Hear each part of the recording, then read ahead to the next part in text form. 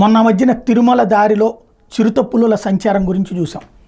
ఆ చిరుత పులులని మళ్ళీ బోనుల్లో పట్టడం, ఆ తర్వాత ఇక్కడికి తీసుకెళ్ళి మన జూ దగ్గరికి తీసుకెళ్ళి అక్కడ కొన్ని రోజుల పాటు ఉంచి ఆ తర్వాత మళ్ళీ అడవిలో వదిలిపెట్టడం, ఇది చూసాం.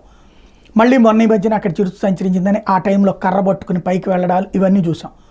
అదంతా ఒక ఎత్తు అయితే, ఇప్పుడు అంటే అసలు అడవిలో ఉండే చిరుతలు అక్కడ దాకా ఎందుకు వస్తున్నాయి అన్నది ఓ పెద్ద సమస్య అయింది.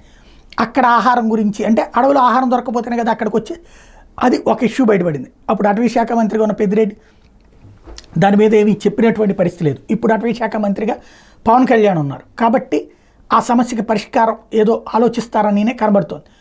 రెండవది, ఇప్పుడు కొత్తగా వచ్చింది ఏంటంటే తిరుమల మొదటి ఘాట్ రోడ్డు 7వ మైల్ దగ్గర నిన్న రాత్రి ఏనుగులు హల్చల్ చేసినాయి. వాహనదారులు ఏనుగులను చూసి బెంబేలు ఎత్తిపోయారు. గంటసేపు దారికి అటువైపు ఇటువైపు తిరుగుతూ భయభ్రాంతులు చేసినాయి. టీటీడీ అధికారులు, పెట్రోలింగ్ సెక్యూరిటీ సిబ్బంది వెంటనే ఆ ప్రాంతానికి వచ్చి హార్న్లతో పెద్ద పెద్ద శబ్దాలు చేసి అడవిలోకి తరిమేశారు. కాసేపు 7వ మైల్ దగ్గర టెన్షన్ వాతావరణం నెలకొంది.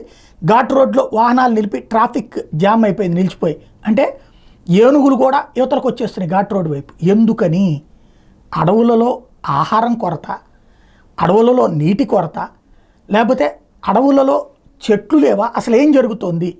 ఇది తేల్చాల్సిన బాధ్యత ఇప్పుడు పవన్ గారి మీద ఉంది.